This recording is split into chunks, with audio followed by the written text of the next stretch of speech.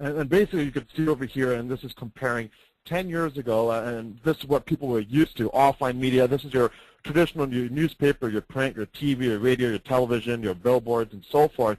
And you can see how much people were using online media then. And interesting enough, the screenshot there, we have Yahoo, because when search was first starting and the whole .com wave, Yahoo was sort of the dominant force way before Google and MSN and all those other things. But you could see how the trends have really shifted now, and today we're in a world where there's all these different social media sites out there. There's things like Facebook, there's Twitter, there's YouTube, there's LinkedIn, there's MySpace, there's Bebo, there's Orkut, and and this keeps growing. And one of the challenges businesses have today is, first of all, figuring out A, is it right for my business, and B, how do you monetize on these networks? And especially if our consumers and our clients are shifting away from traditional media and now consuming it on these different areas or networks, we want to make sure as marketers we're able to be on those different channels so we could promote our products and services.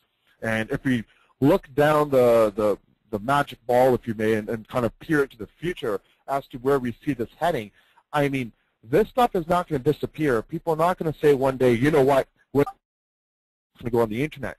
The devices that are coming out these days are making it more easy for us to be online virtually anywhere, especially with the launch of the iPhone, the iPad, BlackBerry, and not even just limited to mobile devices. Now we're even looking at, even from a gaming perspective, all the gaming consoles like Xbox and PlayStations. I mean, virtually almost everything we do these days in technology that gets created, it's all being transformed and online, and it's all being digitalized.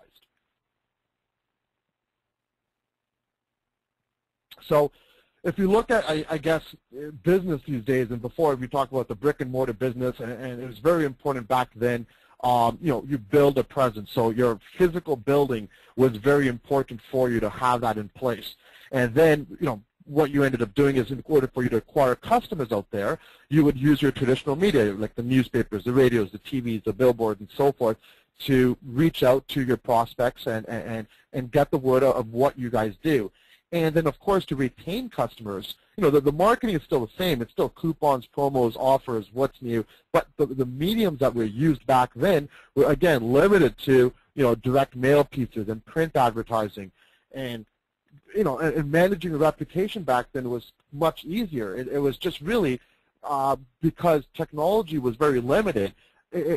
People relied, or businesses relied on people to referrals were just by mouth to mouth. I went into the shop, I found a great product, and I would let my friends know.